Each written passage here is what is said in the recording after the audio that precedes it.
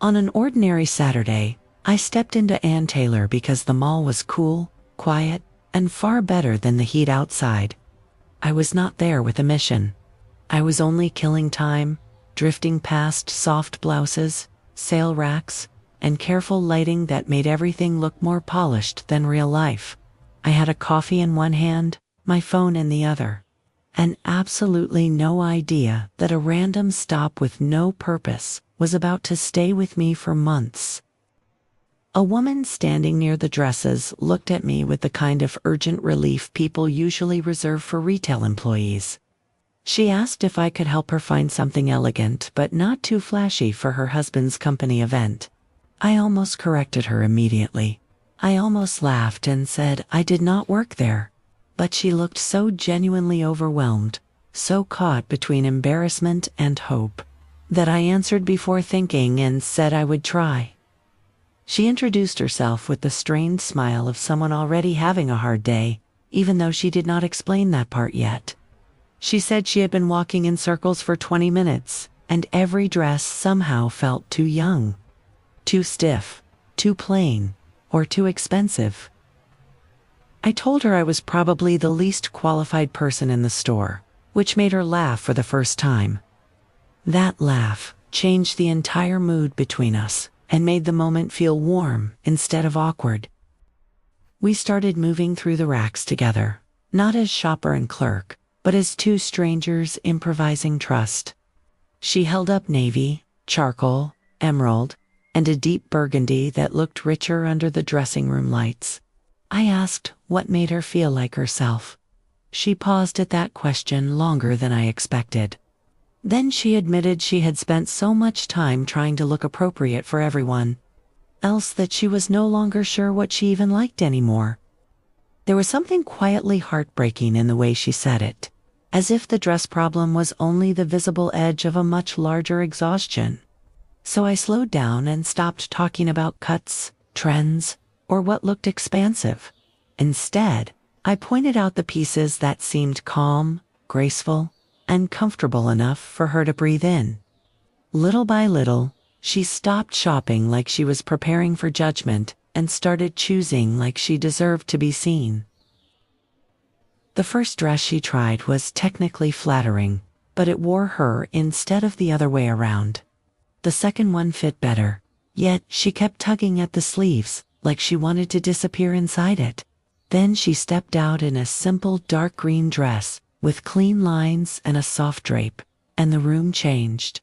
She did not look transformed into someone else. She looked more like the person she had probably been before life taught her to second-guess every mirror. I told her the truth as gently as I could.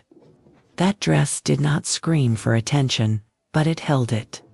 It made her look composed, warm, and unmistakably present. She stared at herself for a long moment, and her face softened in a way that had nothing to do with fashion.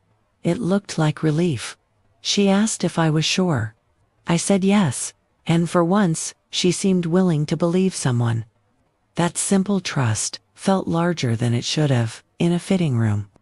While she changed back into her clothes, we kept talking through the half-open dressing room door, the way strangers sometimes do when honesty feels safer than history.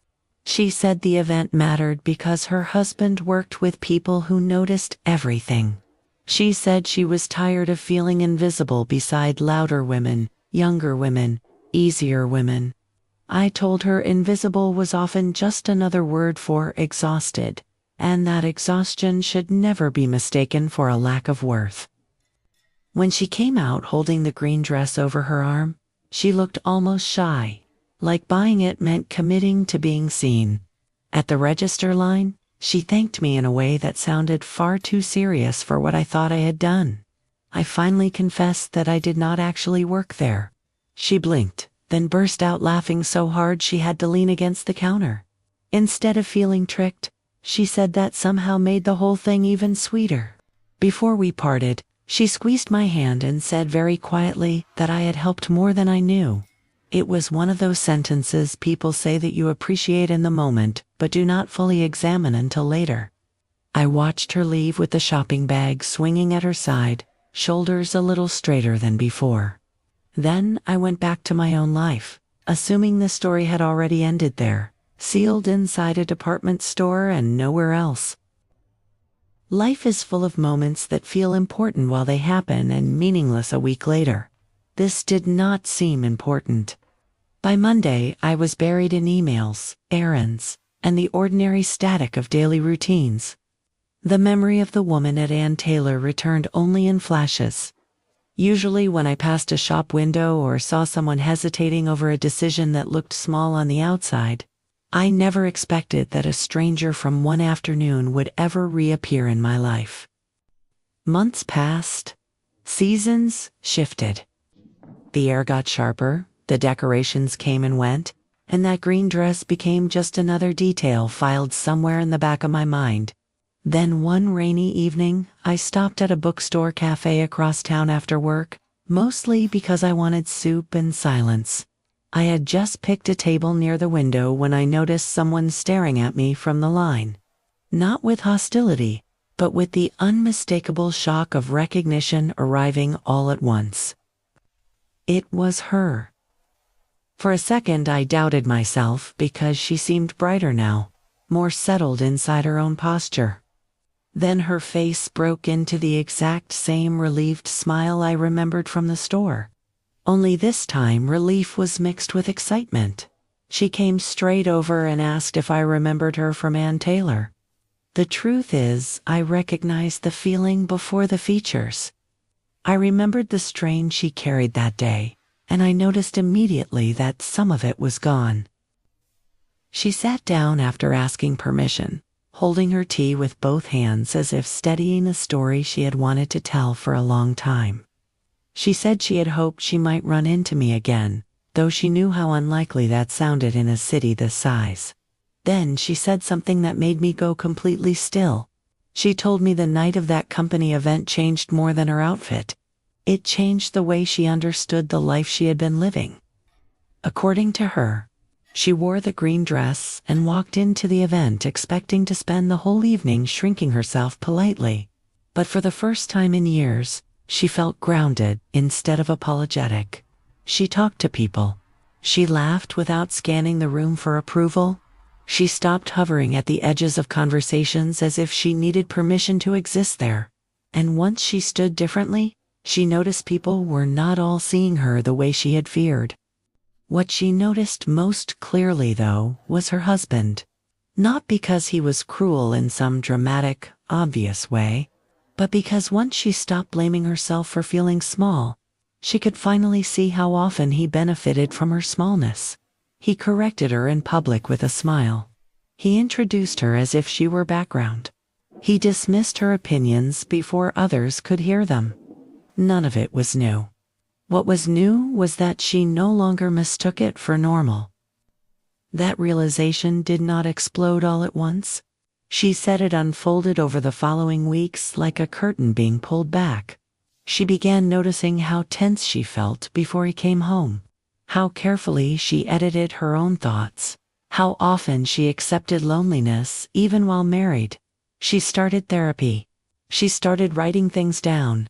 She started asking questions she had postponed for years. The dress was never magic, she said, but it marked the first night she recognized herself again. As she talked, I felt the strange humility that comes from discovering your casual kindness arrived at the exact point someone was ready to change. I had not rescued her. I had not delivered wisdom from a mountaintop. I had simply looked at her and answered honestly when she asked how she seemed. But sometimes honesty lands differently when a person has spent too long surrounded by neglect. Sometimes a small, sincere moment becomes proof that another version of life is possible. She told me that after months of therapy and difficult conversations, she left her husband. Not impulsively, not in flames, but with the slow courage of someone learning to trust her own inner voice again. She found a smaller apartment, bought secondhand furniture, cried more than she expected, and felt freer than she could explain. There were terrible days, she admitted, but even those days belonged to her. For the first time in years, Her sadness was not borrowed from someone else's control. I listened without interrupting much, because her story clearly needed room more than commentary. The cafe around us clinked and hummed as if we were not sitting inside one of the most intimate conversations two near strangers could have. Rain traced silver lines down the glass behind her. She laughed once and apologized for telling me so much. I told her not to apologize. Some stories arrive looking for the exact person who unknowingly stood at the doorway where they first began. Then she reached into her bag and pulled out a folded photo. It was from the company event, slightly glossy at the corners from being handled more than once. In it, she was wearing the green dress, smiling directly at the camera with the kind of smile that does not ask permission. She looked composed, beautiful, and startlingly alive. She said she kept the photo because whenever she doubted herself later, she could look at it and remember the first night she felt visible again. I am not usually sentimental with strangers, but that photo nearly undid me. Not because of the dress itself, though it still suited her perfectly, but because of the expression she had in it. It was the look of someone returning home to herself after a long absence.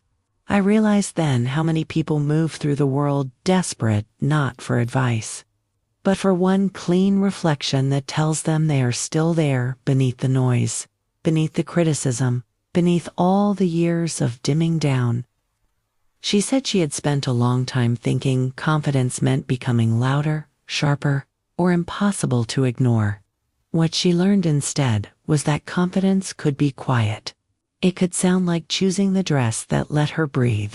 It could sound like answering a question honestly in therapy.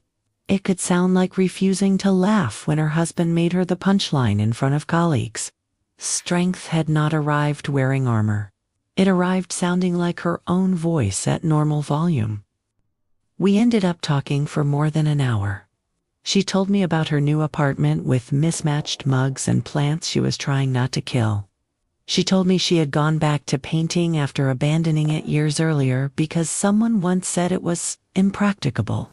She told me that sometimes she still froze before making simple choices, then laughed at herself and made them anyway. Recovery, in her telling, was not cinematic. It was a chain of ordinary decisions made in a freer direction. The longer we spoke, the more I understood that what happened in Ann Taylor mattered not because I chose a flattering dress, but because I treated her uncertainty with patience instead of annoyance. That sounds obvious, yet so many people are rushed through their own confusion. We hand out efficiency where tenderness is needed. We offer verdicts where curiosity would do more good. In that store, without planning to, I had given her time. Time is often the first form of respect people recognize. At one point, she smiled and said she almost had not asked me for help that day because she hated being a burden. That sentence stayed with me because it revealed how deeply some people are trained to apologize for existing in public. I told her I was glad she asked. She looked down at her cup for a moment and said she was glad too, because that tiny act of reaching outward became the first decision in a chain that eventually led her back to herself. I wondered aloud whether she had told anyone else this full story. She said only her therapist and one close friend knew how central that strange shopping trip had become in her mind. To everyone else, it was simply the night she looked unusually confident at a company event. That is how transformation often appears from the outside, neat, sudden, and photogenic. But from the inside, it is built from private hesitations, repeated courage, and quiet choices nobody claps for in real time. Before leaving, she said there was one more reason she had wanted to thank me. After her separation, she had started volunteering at a women's resource center. She was not a counselor, just someone helping with clothing drives, resumes, and practical things. But whenever a woman stood in front of a mirror doubting herself, she remembered that fitting room, that pause, that kindness. She said the help I offered did not stop with her. It kept moving. That idea settled over me like warm light. I walked home through the rain afterward, feeling both small and strangely enlarged, which is the only way I can describe realizing your life has touched another person's turning point. Most days we cannot measure the consequences of our gestures. We do not know which smile arrives too late and which sentence arrives on time. We do not know when listening for 5 extra minutes becomes something another person will carry for years. Yet those invisible effects are happening around us constantly. Since then, I have thought often about how easily I could have said no. I could have corrected her the instant she mistook me for an employee. I could have protected my privacy, my time, my harmless little afternoon. None of that would have made me a bad person. It would have been normal. That is what unsettles me most. Sometimes, the border between an ordinary day and a life-altering memory is nothing more dramatic than whether we decide to stay present for someone a little longer. I am careful telling this story because I do not believe kindness guarantees dramatic outcomes. Real life is not a machine where one good deed always returns with cinematic timing. Plenty of generous moments disappear without applause, and many hurting people are helped in ways that never become visible to us. But that does not make those moments smaller. If anything, it makes them purer. We do not choose kindness because it will echo back. We choose it because another human being is there. The story also changed the way I think about self-image. Clothes are often dismissed as superficial, and sometimes they are. But sometimes choosing what to wear becomes a negotiation with shame, memory, class, age, and permission. Sometimes a dress is not just a dress. Sometimes it is the first object a person selects without fear after years of dressing for survival, appeasement, invisibility, or performance. Fabric can become symbolic because the body inside it has finally stopped apologizing.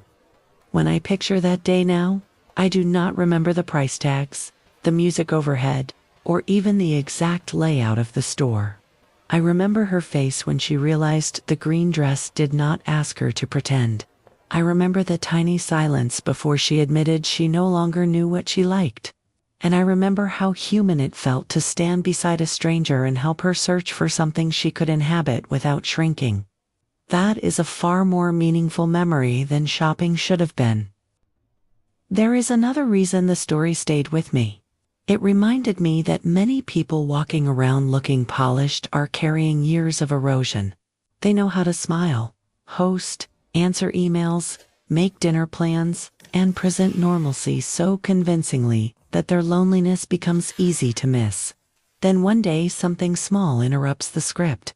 A question lands differently. A stranger is unexpectedly gentle. A mirror reflects possibility instead of failure.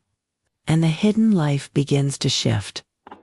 I do not think I changed her life alone. She would have found her courage eventually, perhaps through therapy, friendship, exhaustion, or simple survival. The important thing is not that I became some heroic catalyst. The important thing is that, for one brief afternoon, I happened to align with the truth she was already approaching. I said what she needed to hear at a moment when she was finally able to receive it. That alignment is rare, accidental, and more powerful than we usually admit. Years from now, she may not remember every word I said in that fitting room, and I may forget the exact shade of green that dress carried under the lights. Memory edits, details. It keeps feeling more faithfully than fact. What I hope remains for both of us is the recognition that being seen clearly, even once, can rearrange a person. Not because praise solves everything, but because accurate kindness cuts through distortion. It gives someone a place to stand while they begin rebuilding. After meeting her again, I found myself behaving differently in small public moments. I became slower to dismiss confused questions, slower to assume other people wanted efficiency more than gentleness. I started noticing how often people reveal a deeper need through an ordinary request. They ask for directions and need calm. They ask for help choosing a gift and need reassurance that they still know how to love well. They ask about a dress and need permission to take up space. That does not mean every encounter must become emotionally profound. Sometimes people truly just need a size check or directions to the restroom. But even then, kindness costs less than cynicism, and attentiveness leaves fewer regrets. The woman from Ann Taylor made me understand that we are constantly brushing against invisible chapters in each other's lives. Most remain unread. Still, every now and then, we are handed one page. How we respond to that page may matter more than we discover. A few weeks after the cafe meeting, I received a note forwarded through the bookstore because she had asked the manager for my contact information. Apparently, I had once paid with a loyalty card, and the manager knew me well enough to pass it along. The note was brief. She thanked me again and said she had enrolled in a class to finish a certificate she abandoned years ago. At the bottom, she wrote, "I am learning to choose my life the way I chose that dress." I keep that note tucked inside a novel on my shelf, not as proof that I am secretly wiser than I feel, but as a reminder that ordinary decency is never truly ordinary on the receiving end. We experience our own actions from the inside, where they seem improvised, small, and forgettable. Other people experience them from the outside, where timing can magnify them into landmarks. The same gesture can feel casual to the giver and life-defining to the person who needed it most. For a long time, I thought real impact required expertise, authority, or a grand formal role in another person's life. Teacher, mentor, parent, counselor, manager. Now, I think influence often slips through side doors. It arrives while waiting in line, holding an umbrella, making room at a table, or helping someone choose a dress when you do not even work there. The world changes through institutions, yes, but also through unplanned exchanges that restore a person's trust in their own reflection. When people hear a story like this, they often want a clean moral, something tidy enough to frame and carry into the next day. Mine is less polished than that. I do not think the lesson is to interfere in strangers' lives or force significance onto every coincidence. I think the lesson is simpler and harder. Stay human long enough for another person to feel human too. That is all. It sounds modest, yet it asks for attention, humility, and a willingness to be briefly inconvenienced. If I had to name the heart of this story, it would not be the dress, the reunion, or even the life changes that followed. It would be recognition. One person recognizing another without contempt, without haste, without trying to reshape her into someone easier to understand. Recognition is powerful because it does not seize control. It simply says, "I see what is here, and it deserves care." Many people can survive for years without praise. Far fewer can thrive without being truly recognized. That is why the memory still returns to me at odd times, usually when I see someone hesitating in public, apologizing before they have even spoken, or bracing for an answer before asking a simple question. I remember that afternoon in Ann Taylor and try to respond with a little more softness than the moment strictly requires. Not because I expect another dramatic reunion, but because softness itself may be the point. A person does not have to be transformed for kindness to have been worth it. Somewhere, I like to imagine that green dress eventually wore out, went out of style, or was donated to make room for a new chapter. Objects are temporary. What matters is what the object marked. A beginning, a threshold. A night when a woman entered a room and, perhaps for the first time in years, did not enter as an apology. If a piece of clothing can witness that kind of return, then maybe ordinary things are not so ordinary after all. Maybe they are just waiting for timing. And maybe that is true of people too. Most of us are ordinary to one another until timing reveals otherwise. Then suddenly a stranger becomes a hinge in the story, a face attached forever to the moment life tilted and opened. I was just someone passing time in a store. She was just someone looking for a dress. Yet, for one afternoon, our lives overlapped with enough precision to leave a mark. There is something tender and almost sacred in that kind of accidental intersection. So, whenever I think the day is too routine to matter, I remember Ann Taylor, the green dress, the rainy cafe, and the woman who found me again just to say that one honest moment helped her begin. I remember that people are often standing closer to change than they appear. Sometimes they do not need a grand speech.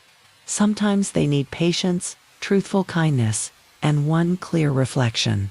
And sometimes, if grace is in the mood, that is enough to help them choose an entirely new life.